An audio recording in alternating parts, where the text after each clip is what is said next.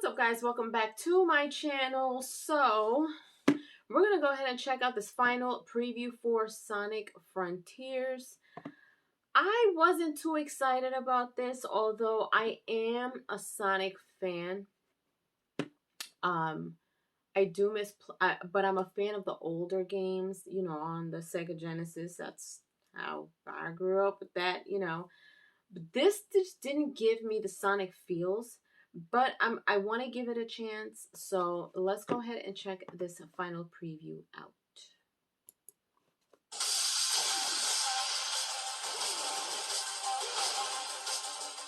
Back in May, when I played Sonic Frontiers for my first preview, I came away with an overall positive first impression, but also a feeling that there was still a good bit of work to be done. The game felt buggy, the performance didn't feel optimized, and there was a ton of distracting pop-in of objects and obstacles floating around in the sky. Here we are, 5 months later, and I got a chance to go hands-on again with a PC build of Sonic Frontiers, this time for a full 6 hours to check out the first 3 islands in their entirety. Okay. And while a lot of those same issues I experienced the first time I played are still present, the pop-in and a handful of minor bugs, it is clear that a lot of work has gone into tightening up Sonic Frontiers' performance and polishing its visuals. Let me be clear, it is still an uneven experience, both visually and mechanically, but when my time was up and all I thought about was the disappointment of not being able to play more, that seemed like a good sign that Sonic Frontiers is in a pretty healthy spot, heading into its imminent November 8th release. Okay. The big thing I got to experience this time around versus my first play session was the full sense of progression through each island.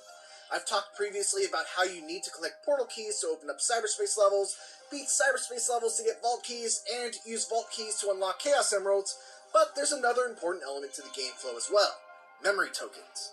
Each of the 3 islands was home to one of Sonic's friends who were trapped in cyberspace, and in order to try and free them, I needed to collect a ton of memory tokens. Typically, these are rewards for exploration in the open world, and they're the main reason you'll be looking out for springs, ramps, grind rails, speed boosters, and all other manner of gadgets that send you zooming through the world. Okay. Collecting and delivering these memory tokens back to your friend is one of the ways you'll progress Sonic Frontiers' story forward. Every time I made a delivery, I was rewarded with a cutscene between Sonic and his trapped friend that would shed a little bit of light on the mysterious Starfall Islands and the cute little native rock people known as Korons that inhabit it. There is a compelling mystery that serves as the heart of Sonic Frontiers' story, and I found myself very interested in seeing how it all unfolds, and even more interested in the dynamics between Sonic and each of his friends, which really takes center stage during these cutscenes. Each island has a story to tell, with each of Sonic's friends being a key player in how that story unfolds. I managed to clear the first island in my first 3 hours or so of playtime, and after a very cool boss battle that I can't and wouldn't want to spoil for you, I found myself on Aries Island, a desert-themed island that housed all new enemies, mini-bosses, cyberspace levels, and memory tokens. Here, I had to repeat the hunt for the Chaos Emeralds again. In that way, Sonic Frontiers is very formulaic. But the 3 islands I've explored so far were so different that I was happy to repeat the dance each time. The one weak point in this whole formula are the Guardian mini-boss battles, which are required in order to obtain the portal keys that unlock the cyberspace levels. These fights are typically grand in their spectacle, but are rarely actually fun to play. And worse, they're repeated multiple times throughout the island without any variation. Fortunately, there are a few exceptions, like a fight against a sumo guardian that encloses you in a cage and requires you to bounce off the fences in order to bump the boss into the electrified portion. The more you bounce, the more force you're able to bump the boss with, and trying to find the right angle to bounce a bunch of times before hitting the boss was a lot of fun. And then there are the cyberspace levels, which, like the Guardian mini-bosses, varied in their quality, but were all fun nevertheless.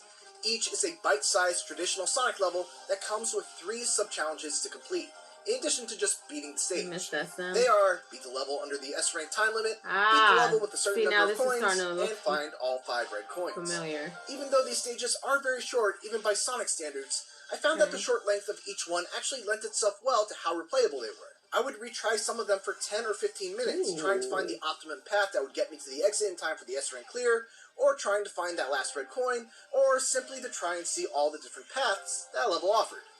From a level design perspective, the variety on display in the many different cyberspace levels that I played was pretty impressive. Some would be very straightforward, grounded boost levels, focused on speed and reactions, while others would be very grind rail heavy, and still others would shift the perspective to 2D and be a little more deliberate with their platforming challenges. Hands down, the best cyberspace stage that I played was one that broke the tradition of being a short bite-sized level and was stretched out to about 2 or 3 minutes in length and had a bunch of hidden shortcuts off the beaten path that were a ton of fun to discover. As varied as the level design is though, the one disappointment about cyberspace is that the visual theme around them, based on my 6 hours of playtime, always falls into one of just a few categories. Green Hill Zone, Chemical Plant Zone, Sky Temple, or the new Cyberspace Highway theme, and that's about it. Still, the music and the speed made them a consistent highlight of my playtime. The bulk of the time spent playing Sonic Frontiers was spent running fast through the various open zones, and while it is a big departure from what Sonic fans may be used to from the series, I have to say that I'm officially fully on board with it. In a weird way, I kind of liken it to a Tony Hawk game. It's that same feeling of chaining a revert to a manual, linking that to a grind, taking that grind over a gap, acing a special trick or two, and then sticking the landing. Sonic Frontiers has that same type of feeling of doing a bunch of cool things, one after the other, and linking them all together without breaking the flow. And when the flow does get broken, it feels pretty bad, but the more you play and the better you become at the game, the longer you're able to go without breaking that flow, leading to a really great feeling not just of power progression through the game mechanics, but also from your own skill. It's also worth mentioning that in the beginning of the game, Sonic does feel a bit slow in comparison to other games in the series. However, his speed can be leveled up all the way to level 99. The highest I got to was level 10, and considering he already felt pretty fast even at just that relatively low level, I can't imagine how fast he'll be at max level. Stay tuned for our full Sonic Frontiers review closer to launch, and if you want to see what I previously said about Sonic Frontiers, check out my previous preview. Also be sure to check out this look at gameplay from Chaos Island. And for everything else, keep it here on IGN. That's trippy. Okay, well, I'm glad he broke it down that way. Because I, for one, watching the trailers and stuff to it, it wasn't intriguing to me, but I feel like it's kind of one of those games where you kind of have to start and get a feel for it. I'm trying to think if I felt that way with another game before. I don't remember. Maybe a little bit with Ratchet and Clank, which also got deleted. I never finished because it got deleted. But I had fun playing it once I was into it and I knew what I was doing. But just at first glance, like it just this Sonic Frontiers is just, maybe I'm just that much of a hardcore fan that it just doesn't look the same, so it just doesn't. I just want to give it a chance. You know what I mean? Anyway, leave your thoughts down below. Let me know what you guys think. This is the final preview before it comes out. I think it comes out November 8th. Um, I don't know.